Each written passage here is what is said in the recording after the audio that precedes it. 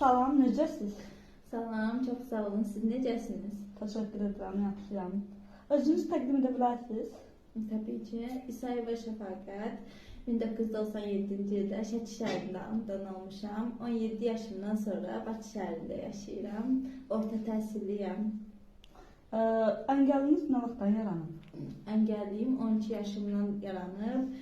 Uğursuz əməliyyat nəticəsində olub. 4 dəfə uğursuz əməliyyat keçirdim. Sonra 12 yaşımdan 17 yaşıma qədər yeriyə bilmədim. Hətta bir stəkan suyu alıb belə içə bilmədim.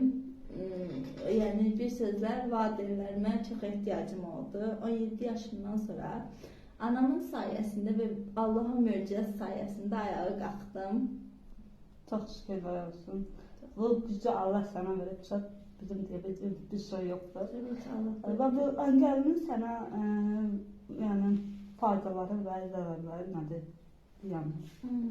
Əngəlliyimin ilk öncə 12 yaşımdan sonra əngəlli olduğuma görə 12 yaşımdan 17-19 yaşıma qədər düşünürdüm ki, əngəlliyim yalnız mənə zərər verir. Əngəlliyin mənə faydası yoxdur.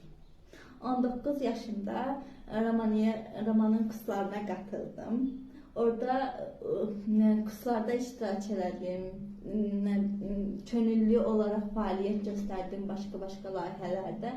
Ondan sonra əngəlliyimi daha çox sevdim.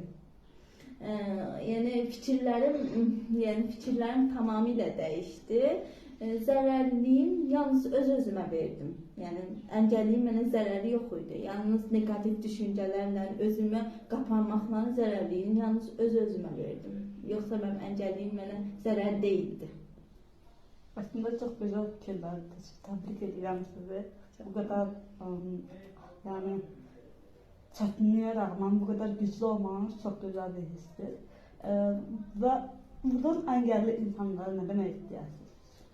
Əngəlli insanlara nə demək istəyirəm? Özünüzü hər halınızdan sevin.